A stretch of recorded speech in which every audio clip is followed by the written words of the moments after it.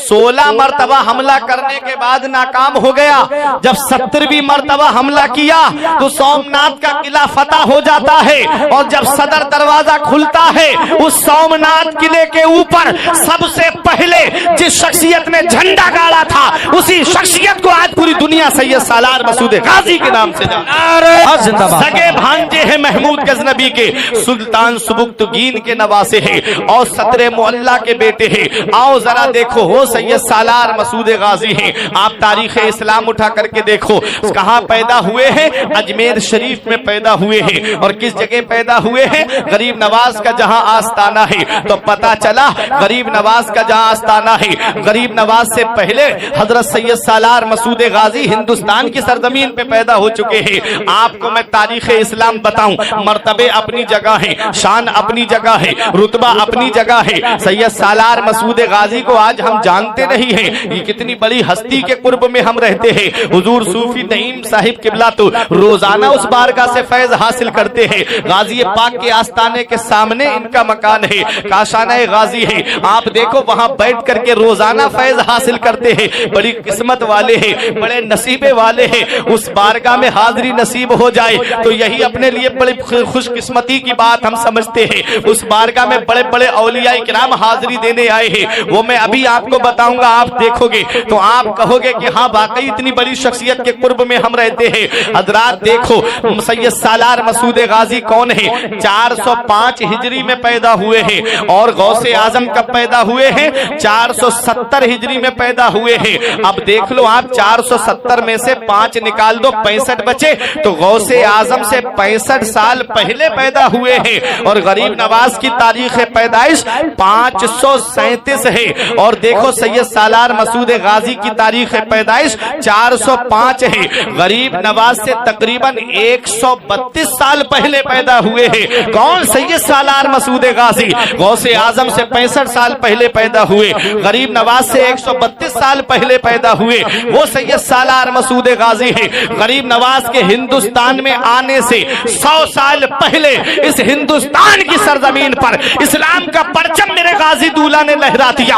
आज भी हिंदुस्तान का जर्रा जर्रा पुकार पुकार के ये कहता है कि जमीने हिंद पर तेरा बड़ा एहसान है, जमीने हिंद पर तेरा बड़ा एहसान है गाजी, यहाँ के जर्रे जर्रे में तेरा फैजान है गाजी। और जनाबे खिज्र को देखा है अक्सर तेरी गलियों में, न जाने किस बुलंदी पर तेरा दरबार है गाजी। और नमाजें हो, मसाजिद हो, अजाने हो, मदारिस हो, यहाँ जो कुछ भी है तेरा ही तो फैजान है। वाह वाह वाह, बहुत खूब, सुभान अल्लाह, जिंदाबाद जिंदाबाद, माशाअल्लाह। वो मेरे गाजी दूल्हा है। आओ जरा तारीख उठा करके देखो, आप जब 4 साल 4 महीना 10 दिन के होते हैं तब आपकी तालीम और तरबियत के लिए उस्ताद को मुकर्रर किया जाता है। और उस्ताद भी कौन थे, हजरत सैयद इब्राहिम 12 हजारी हैं। आप देखो उन्होंने 9 साल की उम्र में, जब आप 9 साल के हो गए तो तमाम उलूम ज़ाहिरी और बातिनी से फारिग हो गए और आपने तीर अंदाजी भी सीख ली, आपने घुड़सवारी भी सीख ली और आप शहसवार थे। और ऐसे शहसवार थे कि घोड़ा कितनी भी रफ्तार पे भागता हो आप दौड़ के उसकी पीठ पे बैठ जाया करते थे। बचपन से जंगों में शिरकत की आपने। तारीख बताती है जब महमूद गजनबी से इजाजत लेकर के आपने कहा मामू मैं हिंद जाना चाहता हूँ, आप हिंदुस्तान आ रहे थे। मामू ने कहा बेटा यही किसी इलाके की रियासत में तुझे दे देता हूँ, तुम यहीं पर आराम से रहो। कहा नहीं मामू मुझे हिंद जाना है। आप हिंदुस्तान की सरजमीन पर आए और आप दिल्ली होते हुए, मेरठ होते हुए, कन्नौज होते हुए, बाराबंकी होते हुए, गढ़ी मानिकपुर के रास्ते होते हुए आप बहराइच की सरजमीन पे पहुंचे थे। कितनी हिजरी में, 423 हिजरी में आप बहराइच की सरजमीन पर पहुंचे थे। हजरात जरा सोचो तो सही, उम्र कितनी है, 18 साल का नौजवान है। आज हमारे यहाँ के 18 साल के नौजवानों को देखो, कोई गेम खेलता नजर आता है, कोई गाने सुनता नजर आता है, कोई फिल्में देखता नजर आता है, कोई इधर उधर बदनिगाही करता नजर आता है। 18 साल के हमारे यहाँ के जवानों को देखो, और एक वो 18 साल का नौजवान है जो हिंदुस्तान की सरजमीन पर इस्लाम का झंडा लहराने के लिए आया, जो हिंदुस्तान की सरजमीन पर तबलीग दीन के लिए आया। हमारे यहाँ के नौजवानों को सीखना चाहिए, मेरे गाजी दूल्हा की सीरत से पैगाम लेना चाहिए, मेरे गाजी दूल्हा की जिंदगी हमें क्या पैगाम देती है, मेरे गाजी दूल्हा की सीरत हमें क्या सबक देती है। वो मेरे गाजी दूल्हा बहराइच की सरजमीन पर आए और 424 हिजरी में आपने जामे शहादत नोश कर लिया है। रात तारीख इस्लाम बताती है चंद साथी थे आपके, लेकिन तो लोगों को आप शिकस्त देते हुए आगे बढ़ते रहे। तब तमाम राजाओं ने मिलकर के एक जगह मशवरा किया, 21 राजा मिलकर के आए। बहराइच से लेकर के नेपाल बॉर्डर तक फौज ही फौज नजर आ रही थी। जरा देखो तो सही, इतनी बड़ी फौज का मुकाबला अली के शेर से हो रहा है। और कैसा शेर है, सतरिक की सरजमीन पर बचपन में आपके सामने जब शेर आ गया तो आपने उस शेर से बचे नहीं, किसी पेड़ का सहारा नहीं लिया, किसी पेड़ की आड़ में नहीं छुपे, बल्कि तलवार निकाल करके शेर के 2 टुकड़े कर दिए। इधर ये अली का शेर है। और मैंने एक सहाबी का वाकया पढ़ा, हजरत सफीना का वाकया। आप लश्कर के साथ जा रहे थे, जंगल में निकल गए, जंगल में शेर आ गया तो सहाबी रसूल ने शेर के एक तमाचा मारा और कहा कि मैं मदीने वाले मुस्तफा का गुलाम हूँ, जरा मुझे रास्ता बता दे, लश्कर में जाना है। तो शेर आगे आगे दुम हिलाता हुआ चल रहा था और ये सहाबी रसूल पीछे पीछे शेर के चल रहे थे। शेर ने लश्कर में ले जाकर के मिला दिया, फिर शेर जंगल की तरफ चला गया। उधर सहाबी रसूल जंगल के शेर से कहते हैं मैं मदीने वाले मुस्तफा का गुलाम हूँ, इधर अली का शेर है जो शेर के 2 टुकड़े कर देता है। मैंने आलम तसव्वुर में अर्ज किया, ऐ मेरे गाजी दूल्हा, आपने शेर को अपना नसब क्यों नहीं बताया? तो मेरे गाजी दूल्हा की शान बोल रही थी, मेरे गाजी दूल्हा की सीरत बोल रही थी, मेरे गाजी दूल्हा की बहादुरी बोल रही थी। सहाबी रसूल ने अपनी निस्बत पता करके दुनिया वालों को यह पैगाम दे दिया कि जो नबी का गुलाम होता है उसकी हुकूमत सब पे होती है, सारे जहान पे उसकी हुकूमत होती है। और गाजी पाक ने शेर के 2 टुकड़े करके दुनिया वालों को यह पैगाम दे दिया कि पूरी दुनिया में अगर सबसे बहादुर कोई घराना है तो वो मौला अली का घराना है। अली का घर भी क्या घर है कि जिस घर का हर एक बच्चा, अली का घर भी क्या घर है कि जिस घर का हर एक बच्चा जहां पैदा हुआ शेर खुदा मालूम हो। नारे तकबीर, नारे रिसालत, फैजाने हुजूर गाजी, फैजाने हुजूर गाजी, नारे तकबीर, नारे रिसालत, सुभान अल्लाह। वो है सैयद सालार मसूद गाजी, सथरिक में शेर के 2 टुकड़े कर दे। बचपन में अली का शेर है बहराइच में खड़ा, 21 राजा और उनकी फौज अकेले शेर के मुकाबले। मैं मानता हूं शेर बहादुर है, लेकिन जब हजारों कुत्ते उसे घेर लें तो कब तक मुकाबला करें? हुजूर सैयद सालार मसूद गाजी को एक राजा ने एक टीले की आड़ लेकर के एक ऐसा तीर चलाया जो आपके गुलुए मुबारक पे लगा, हल्क पे लगा, खून का फव्वारा जारी हो गया, जख्मों से चूर चूर हो गए। मेरे गाजी घोड़े से नीचे तशरीफ ला रहे थे। मेरे गाजी का दीवाना, जिन्हें सिकंदर दीवाने कहा जाता है, हाथों पे ले लिया अपने और रोने लगे, आंख से आंसू निकले, गाजी के चेहरे पे गिरे। कुर्बान जाऊं सिकंदर दीवाने तुम्हारे उन आंसुओं के कि जिसको जगह मिली तो मेरे गाजी के रुखसार पे मिली। मेरे गाजी ने आंखें खोल के देखा, पूछा दीवाने क्यों रो रहे हो? कहा हुजूर आप यहाँ किसी की जमीन पे कब्जा करने नहीं आए थे, इस्लाम का पैगाम पहुंचाने आए थे, तबलीग दीन के लिए आए थे। हुजूर आप दुनिया से चले जाओगे तो इस्लाम का परचम कौन बुलंद करेगा? आप दुनिया से चले जाओगे तो इस्लाम का झंडा कौन लहराएगा? मेरे गाजी ने फरमाया इन्ना दीना इंदल्लाहिल इस्लाम, बेशक अल्लाह का पसंदीदा दीन सिर्फ इस्लाम है। इस्लाम मिटने वाला मजहब नहीं है। इस्लाम की हिफाजत के लिए अल्लाह अपने महबूब बंदों को भेजेगा। तारीख बताती है मेरे गाजी दूल्हा जब इस दुनिया जाहिरी से तशरीफ ले गए, एक मजलिस मस्तो तरब रख करके ये पैगाम दिया गया कि हमने हिंदुस्तान से इस्लाम का झंडा उखाड़ दिया, हमने हिंदुस्तान से इस्लाम का परचम उखाड़ के फेंक दिया, अब कोई नहीं है हिंदुस्तान में इस्लाम का झंडा लहराने वाला। उनको क्या पता कि फानूस बन के जिसकी हिफाजत हवा करे, फानूस बन के जिसकी हिफाजत हवा करे, वो शम्मा क्या बुझे जिसे रोशन खुदा करे। नूर हक इस्लाम है, उसको बुझा सकता है कौन, जिसका हामी हो खुदा उसको मिटा सकता है कौन। हुजूर सैयद सालार मसूद गाजी की शहादत के बाद में वो आ रहा है हिंदुस्तान में इस्लाम का झंडा लेकर, वो आ रहा है हिंदुस्तान में इस्लाम का पैगाम लेकर। मदीने वाले मुस्तफा की बारगाह में पहुंचा, इजाजत मिली हिंद जाओ और वहां जाकर के इस्लाम का परचम बुलंद करो। और हेड क्वार्टर अजमेर को बनाना, राजस्थान को बनाना, जहां तकरीबन 150 राजा रहते थे, छोटी बड़ी रियासतों के अलग अलग राजा।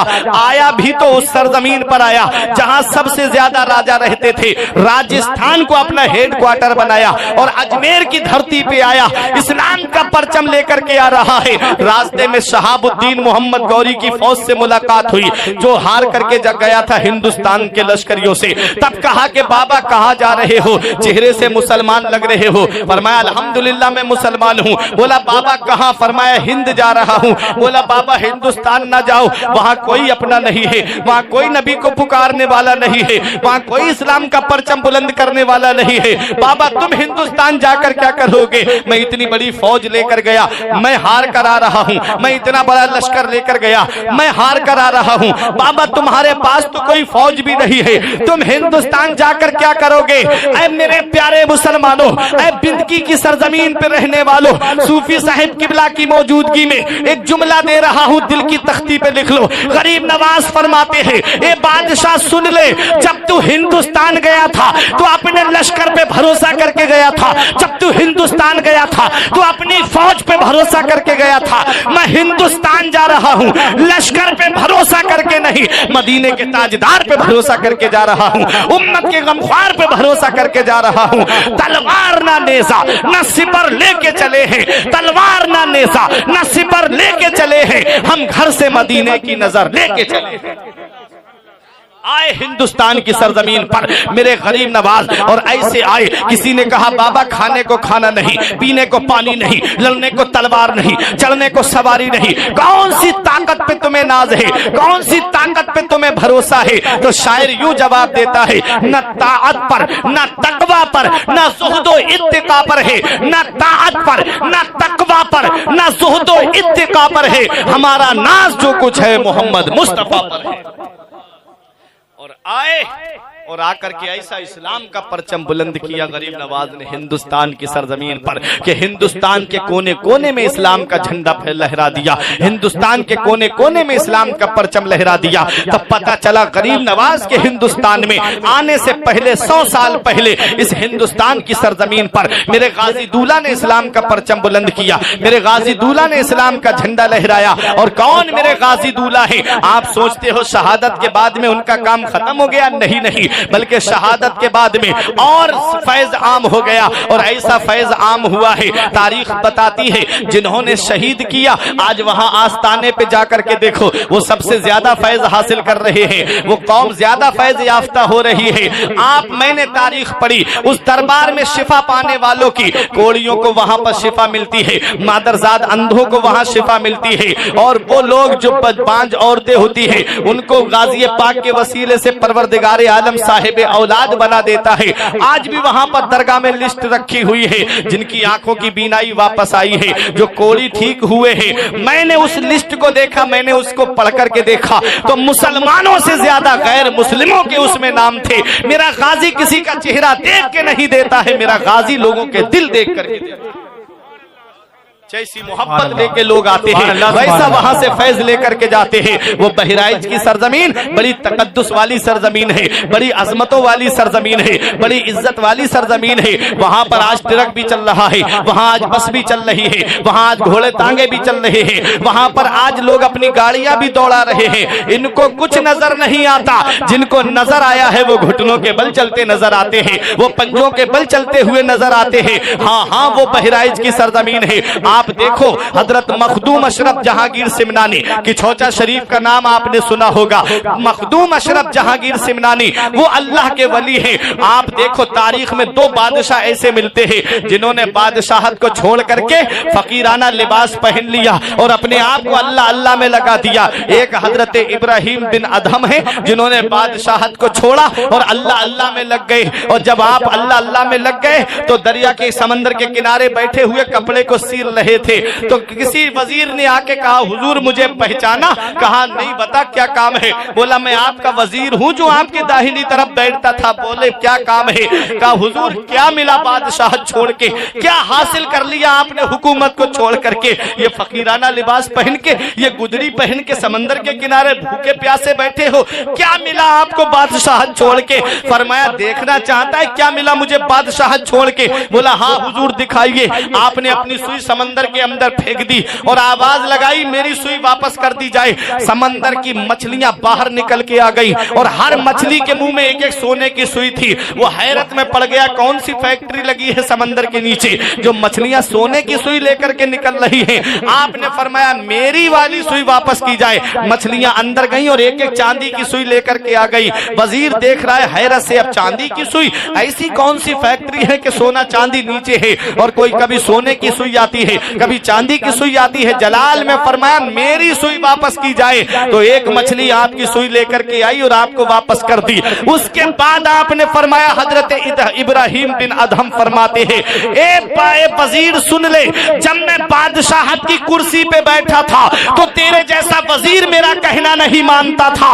जब से मैंने बादशाहत को छोड़ा है, अपने रब को राजी किया है, अपने आप को अल्लाह अल्लाह में लगाया है, तो वजीर तू तो क्या समंदर की मछलियां मेरा कहना मानती है, जंगल के जानवर मेरा कहना मानते हैं। काना लिल्लाही कान अल्लाहु लहू, जो अल्लाह का हो जाता है फिर सारी खुदाई उसकी हो जाती है। जो अल्लाह का हो जाता है फिर सारी खुदाई उसकी हो जाती है। तो एक बादशाह हजरत इब्राहिम बिन अदहम थे जिन्होंने बादशाहत को लात मार दी, फकीराना लिबास पहन के अल्लाह अल्लाह में लग गए। और एक है सैयद सालार मसूद गाजी के दरबार में हाजिरी देने वाले मखदूम अशरफ जहांगीर सिमनानी, मजार की छौछा की सरजमीन पर। और इतने पाए के बुजुर्ग हैं। आपने जवानी के आलम में, आज हमारे यहाँ कोई प्रधान बन जाए ना तो सोचता है अगली साल भी मैं ही बनूं, अगली बार भी। होता है नहीं होता है कि कुर्सी जाए नहीं मेरे पास से। और ये थे हुकूमत के मालिक, पूरे पूरे इलाके के बादशाह, सब छोड़ दिया और छोड़ करके फकीराना लिबास पहन के अल्लाह अल्लाह में लग गए। मखदूम अशरफ जहांगीर सिमनानी जब बादशाह छोड़ के आ रहे थे तो बिहार की सरजमीन पे कुतुबे बिहार हैं हुजूर सैयद शरफुद्दीन यहिया मुनीरी, कुतुबे बिहार। इनसे इनके मुरीद ने पूछा हुजूर क्या वजह है कि लोग जगह जगह गाजी पाक को याद करते हैं, जगह जगह लोग उनकी यादगार बनाए हुए हैं, जिसे देखो वो खिंचा चला जा रहा है उनकी बारगाह की तरफ, ऐसा क्या है? तो कहा कि इंसान सबसे ज्यादा मोहब्बत किससे करता है? कहा आप बताएं। फरमाया अपनी जान से सबसे ज्यादा मोहब्बत करता है। और गाजी पाक वो हस्ती हैं, मेरे गाजी दूल्हा ने अपनी अजीज चीज यानी जान को अल्लाह की राह में कुर्बान करवा दिया। उन्होंने अपनी अजीज चीज को रब के नाम पे कुर्बान करवा दिया। परवरदिगार ने उनकी मोहब्बत तमाम लोगों के दिलों में डाल दी। आज लोग उनकी मोहब्बत में बहराइच खिंचे चले आते हैं। वो मेरे गाजी दूल्हा हैं, वो सैयद शरफुद्दीन याहिया मुनीरी ने इंतकाल से पहले कहा मेरे जनाजे की नमाज वो पढ़ाएगा जो सैयद सहीहुन नसब होगा, जो तारिक सल्तनत होगा, बादशाह छोड़ के आएगा, और किरते सबा का कारी होगा, यानी कुरान शरीफ को 7 लहजों में पढ़ने वाला। अब हैरत में पड़ गए, कौन पढ़ाएगा जनाजे की नमाज? जनाजा तैयार है, दूर गर्द उड़ती हुई नजर आई तो मखदूम अशरफ जहांगीर सिमनानी करीब आए। कहा आप सैयद सहीहुन नसब हो? कहा हाँ। कहा आप बादशाह छोड़ के आए हो? कहा हाँ। कहा आप किरते सबा के कारी हो? कहा हाँ। कहा आइए जनाजे की नमाज पढ़ाइए। पीर और मुर्शिद का हुक्म था आपके लिए। आपने जनाजे की नमाज पढ़ाई, कब्र मुबारक में उतारा गया तो आपका हाथ बाहर आ गया निकल के, सैयद शरफुद्दीन याहिया मुनीरी का हाथ बाहर निकल के आ गया। अब मुरीद हैरत में पड़ गए, हाथ क्यों बाहर आ गया? हाथ बाहर आने का मतलब क्या है?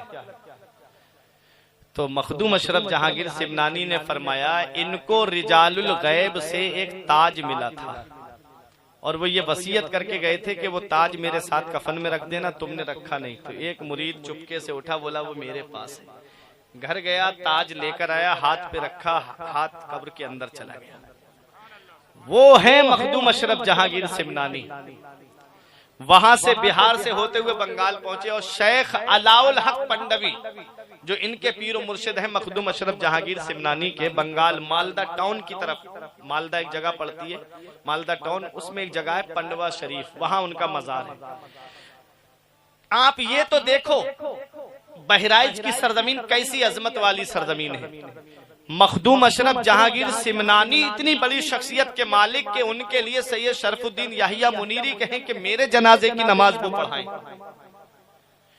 वो अपने पीर के पास गए तो पीर कितने मर्तबे वाले होंगे, और पीरो मुर्शिद की ये शान है कि आपने 3 महीना पैदल सफर किया, पैरों में चप्पल भी नहीं पहनी, और 3 महीना बंगाल पंडवा शरीफ से पैदल चल करके बहराइच आए।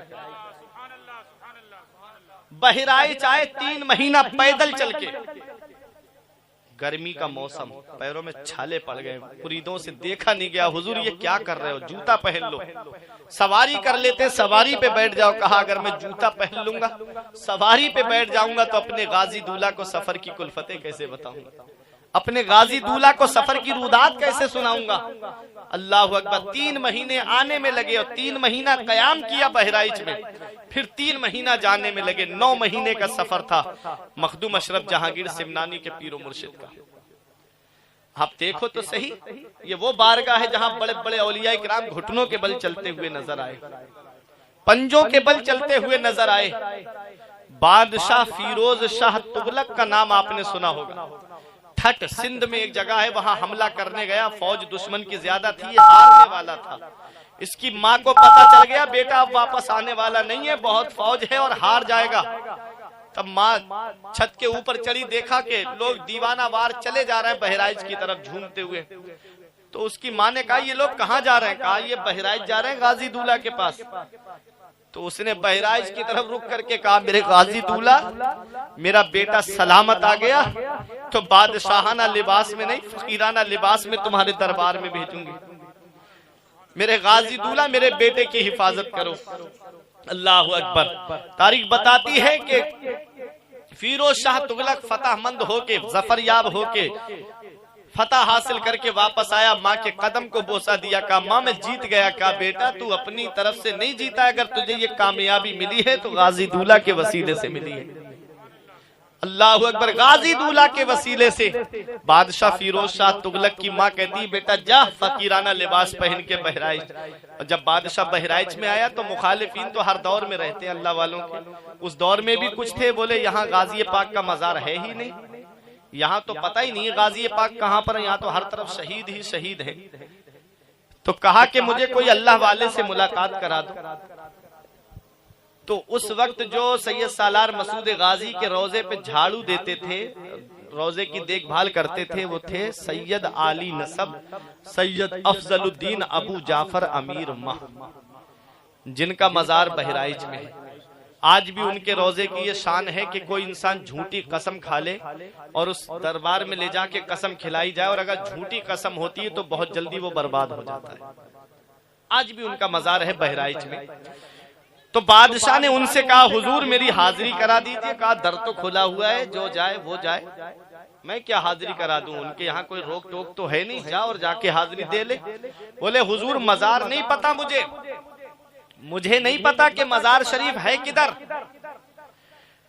तो आपने फरमाया ये जो महुए का दरख्त देख रहा है ना, ये वो दरख्त है महुए का कि जब आप हिंदुस्तान आए तो इसके नीचे लेटते थे तो फरमाते थे हिंदुस्तान में मुझे इस पेड़ के नीचे बहुत आराम मिलता है, इस पेड़ के नीचे मुझे बहुत आराम मिलता है। मेरे आका ने फरमाया इंसान जिस जगह दफन होता है उसकी खमीर में वहां की मिट्टी मिली हुई होती है। हम किस्मत पे नाज करें कि हमारे गाजी के खमीर में हिंदुस्तान की मिट्टी थी।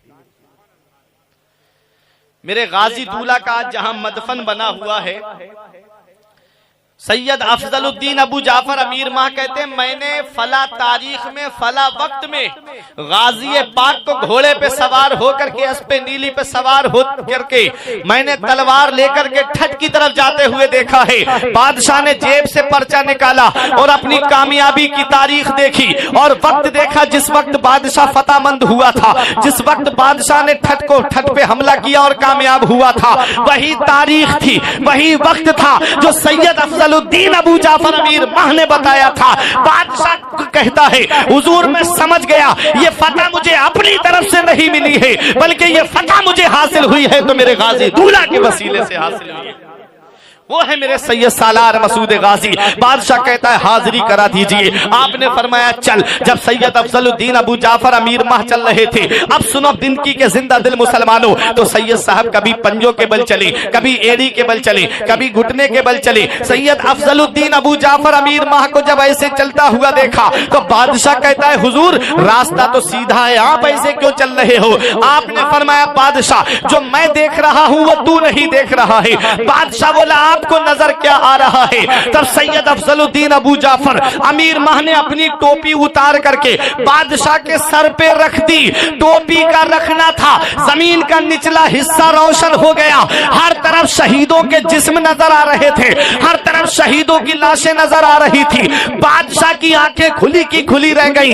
आप इरशाद फरमाते हैं, ए बादशाह सुन ले, तुझ में और मुझ में यही फर्क है कि तू बगैर देखे चल रहा है और मैं देख करके चल रहा हूं। अब बताना मकसद यह है कि जब गाजी पाक के आस्ताने पर झाड़ू लगाने वाले शख्सियत का ये आलम है कि अपनी टोपी बादशाह के सर पे रखते तो जमीन का निचला हिस्सा रोशन हो जाए, तो मेरे गाजी की शान का आलम क्या होगा, मेरे गाजी के मर्तबे का आलम क्या होगा।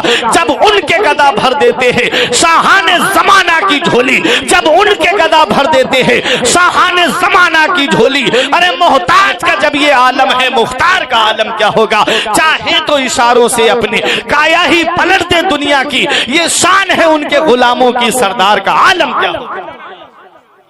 वो है मेरे गाजी दूल्हा। बादशाह ने बहुत काम कराया दरगाह में। वो है सैयद सालार मसूद गाजी की बारगाह, जहां बड़े बड़े औलिया किराम आए तो घुटनों के बल चलते नजर आए। बादशाह औरंगजेब आलमगीर के साथ में शेख सरमद आए, हाथी पे बैठे हुए थे। जैसे ही बहराइच की हद में दाखिल हुए फौरन नीचे उतरे और कभी घुटनों के बल चले, कभी पंजों के बल चले। अल्लाह अकबर। जिनको नजर आया वो घुटनों के बल और पंजों के बल उस बारगाह में चलते हुए नजर आते। मखदूम अशरफ जहांगीर सिमनानी उस दयार में हाजिरी दी। कहते हैं एक बार मैं था, सैयद अफजलुद्दीन अबू जाफर अमीर माह थे और तीसरे खिज़्र अलैहिस्सलाम थे। वह रिवायतें मुख्तलिफ, किसी में 30 मिनट आया, किसी में 40 मिनट आया, किसी में 50 मिनट आया। बताते हैं हमारे बुजुर्ग सैयद मखदूम अशरफ जहांगीर सिमनानी कहते हैं कि जो उस दयार में हाजिरी देने जाए वो कम से कम आधा घंटा जरूर ठहरे। क्यों? क्योंकि हर आधे घंटे के बाद उस दरबार में खिज़्र अलैहिस्सलाम की हाजिरी होती है। देखोगे नहीं, पहचानोगे नहीं तो क्या हुआ, उनके दामन की हवा तो लग जाएगी। अरे हम नहीं देख पाएंगे, उनकी तो नजर हम पे पड़ जाएगी। यही हमारे लिए कयामत में बख्शिश का जरिया। जमीन हिंद पर तेरा बड़ा एहसान है गाजी, यहाँ के जर्रे जर्रे में तेरा फैजान है गाजी। मसाजिद हो, मदारिस हो, नमाजें हो, अजाने हो, यहाँ जो कुछ भी है तेरा ही तो फैजान है गाजी। जनाबे खिज़्र को देखा है अक्सर तेरी गलियों में, न जाने किस बुलंदी पर तेरा दरबार है गाजी। मखदूम अशरफ जहांगीर सिमनानी फरमाते हैं कि मैंने खिज़्र अलैहिस्सलाम को कसरत के साथ उस दरबार में हाजिरी देते हुए देखा। एक दिन में 70 मरतबा मैंने उस दरबार में हाजिरी देते हुए देखा। सुभान अल्लाह, 70 मरतबा। पूछा खिज़्र अलैहिस्सलाम से आपकी शान क्या है, तो खिज़्र अलैहिस्सलाम ने कहा कि आपके जैसे गौसुल आलम 70 गौसुल आलम इस दरबार में आकर के हाजिरी देते हैं। इतना बड़ा मकाम है सैयद सालार मसूद गाजी का। वो है सैयद सालार मसूद गाजी। बहराइच के कुर्ब में हम रहते हैं, अपनी किस्मत पे नाज करें। जैसे आज हम बगदाद जाने के लिए तरसते हैं, अजमेर जाने के लिए तरसते हैं, ऐसे ही बगदाद वाले, अजमेर वाले बहराइच आने के लिए तरसते हैं। ऐसी शख्सियत के कुर्ब में हम रहते हैं। मखदूम अशरफ जहांगीर सिमनानी ने जिस दरबार में हाजिरी दी हो, और मेरे गाजी की शान देखो, मेरे गाजी की शान को बयान करने वाले तारीख आप देखो, किताबें पढ़ करके देखो तो आपको पता चलेगा। हजरत ख्वाजा कुतुबुद्दीन बख्तियार काकी ने मेरे गाजी दूल्हा की शान को बयान किया है। बाबा फरीदुद्दीन गंजे शकर ने अपनी किताब के अंदर मेरे गाजी की अजमत व शान को बयान किया है। आप देखो हजरत शाह अब्दुल रज़्ज़ाक बांसवी ने सीरत सैयद शाह अब्दुल रज़्ज़ाक बांसवी में मेरे गाजी की सीरत को बयान किया है। हजरत इग्रामी मखदूम बंदगी की किताब सीरत मखदूम बंदगी में मेरे गाजी की शान को बयान किया गया है। आला हजरत अजीमुल बरकत अल मलफूज में मेरे गाजी की शान को बयान कर रहे हैं। मुहद्दिस अलल इतलाक शेख अब्दुल हक मुहद्दिस देहलवी अपनी किताब अखबारुल अखियार के अंदर मेरे गाजी दूल्हा की शान को बयान कर रहे हैं। ये तारीख की बड़ी बड़ी किताबें, ये तारीख की सीरत की बड़ी बड़ी किताबें, आप तारीख फरिश्ता पढ़कर देख लो, तारीख महमूदी पढ़कर देख लो, तारीख गजनवी पढ़कर देख लो, तारीख हिंद पढ़ करके देख लो, सीरत सैयद सालार मसूद गाजी पढ़ करके देख लो, अजमत सैयद सालार मसूद गाजी पढ़ करके देख लो, सीरत गाजी पढ़ करके देख लो, और तारीख फरिश्ता पढ़ करके देख लो, और मिरात मसूदी पढ़ करके देख लो, अनवार मसूदी पढ़ करके देख लो। ये सीरत की सारी किताबें मेरे गाजी दूल्हा की अजमत को बयान कर रही है, मेरे गाजी दूल्हा की शान को बयान कर रही है। और एक जुमला दे रहा हूं, दिल की तख्ती पे लिख लो, मेरे गाजी दूल्हा की शान वो शान है कि अक्सर की शान में किताबें उलमाए किराम ने लिखी है, और मेरे गाजी की शान में किताबें औलियाए किराम ने लिखी है। जिनकी अजमत को जमाना समझ ना पाया, जिनके रुतबे को जमाना समझ ना पाया, वो मेरे गाजी की अजमत को बयान कर रहे हैं, वो मेरे गाजी की शान को बयान कर रहे हैं, वो मेरे गाजी के रुतबे को बयान कर रहे हैं, और दुनिया वालों को ये पैगाम दे रहे हैं, जमीने हिंद पर तेरा बड़ा एहसान है गाजी, जमीने हिंद पर तेरा बड़ा एहसान है गाजी, यहाँ के जर्रे जर्रे में तेरा फैजान है। जनाबे खिज्र को देखा है अक्सर तेरी गलियों में, न जाने किस बुलंदी पर तेरा दरबार है गाजी। वो है सैयद सालार मसूद गाजी की बारगाह, जहां बड़े बड़े औलिया किराम हाजिरी देने के लिए आए, बड़े बड़े औलिया किराम ने आकर के उस दरबार में हाजिरी दी है। और सबसे पहली करामत जो मेरे गाजी दूल्हा की जाहिर हुई है, वो किसी मुसलमान की मुराद आपने पूरी नहीं की है। सबसे पहली जो मुराद आपने पूरी की है वो किसी मुसलमान की नहीं, बल्कि आप बहराइच से जब जाएंगे तो एक जगह पड़ती है नगरौर, वहां का एक जासू नाम का आहिर था। वो उस तारीख बताती है कि उसकी शादी हुई लेकिन कोई औलाद नहीं हुई, कोई बच्चा नहीं हुआ। आपको मैं बताऊं तो उसकी सास ने एक दिन ताना देते हुए कहा, अगर अब की बच्चा नहीं हुआ तो तुझे घर से निकलवा दूंगी, बेटे से कहूंगी इसे डिवोर्स दे दे, इसे तलाक दे दे। रात औरत थी, वो दोनों मियां बीवी बड़ी मोहब्बत करते थे।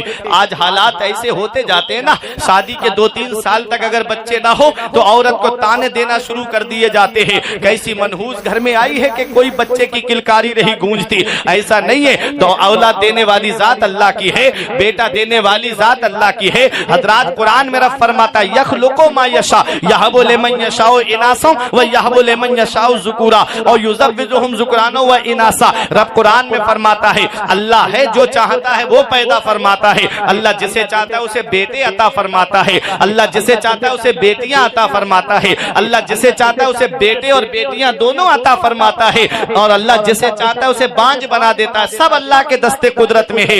होता क्या है, हमें उस रब की बारगाह में झुकना चाहिए, हमें उस रब से मांगना चाहिए, मेरा रब अता फरमाएगा। ऐ मेरे प्यारे मुसलमानों, वो गैर मुस्लिम था, वो जासू अपनी बीबी से बड़ी मोहब्बत करता था। उसकी बीबी घर से निकली, निकलने के बाद में रोती हुई आई, और आकर के उस वक्त मेरे गाजी दूल्हा का मजार शरीफ बना हुआ नहीं था, बल्कि एक छोटा सा मिट्टी का टीला रखा हुआ था, बस वही था, उसी पे झाड़ू लगा दी जाती थी। आपको मैं बताऊं, आकर के वहीं पर वो सर रख करके रोने लगी। आपने जब उस दरबार में जो झाड़ू लगाने वाली शख्सियत थे, उन्होंने पूछा कि तुम रोती क्यों हो, क्या बात है? कहा कि आज मेरी सास ने मुझे ताना दिया है कि अगर घर में बच्चा पैदा नहीं हुआ तो तुझे घर से निकलवा दूंगी, अगर बच्चे की किलकारी नहीं गूंजी तो तुझे घर से निकलवा दिया जाएगा, तुझे डिवोर्स दिलवा दूंगी अपने बेटे से। बताओ मैं इसमें क्या कर सकती हूँ? रात तो उस सैयद साहब जो झाड़ू लगाते थे उस दरबार में, उन्होंने कहा परेशान क्यों होती है बीबी, तू उस मकबूल बंदे की पास बारगाह में है,